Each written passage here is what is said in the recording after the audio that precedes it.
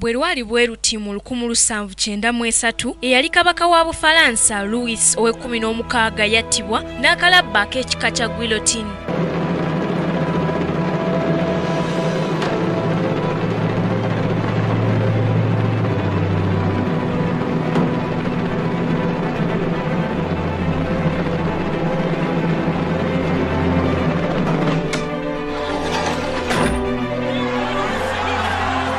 Louis ow'e16 yali kabaka wa Bufalansa ow'ebyafaayo mu biseera bye olutalo lwa Bufalansa olwafiiramu enkumi n'enkumi z'abantu we lwabalukawo olw'obwakabaka bwa Louis ne mukyala we Marie Antoinette okuba obw'ekibogwe.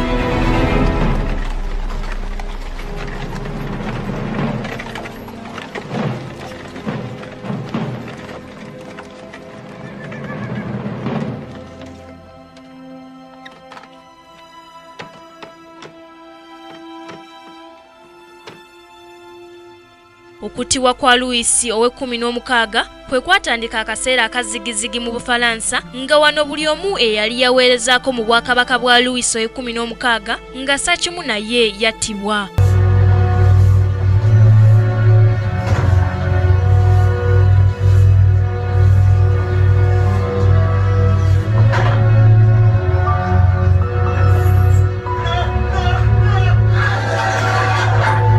Byafaayo bya Bufalansa omulembe gwa Louis ow'e16 gwe gusinga okwevumwa olwa mukyala we Marie Antoinette okuba mu bulamu obw'okwegaggasa n'okuduulira bannansi. Ebimu ku bigambo by'omukyala ono ebisinga okujjukirwa kwe kugamba bannansi okugula keeki obugaati bwe buba bwa buseere bwe baali bazze ewa kabaka okwemulugunya ku bbeeyi y'ebintu eyali yeekanamye mu ggwanga lya Bufalansa.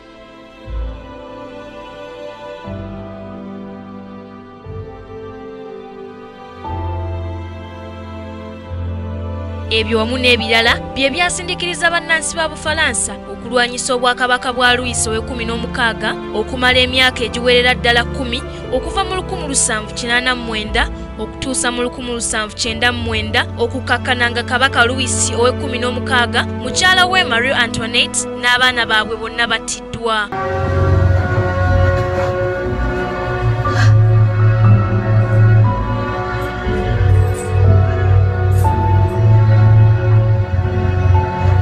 Obwakabaka bwa Louis ow'e16 bwe bwasembayo kuba mu Bufalansa ng'okuva ku oyo tebaddangamu kuba na bwakabaka bulala bwonna.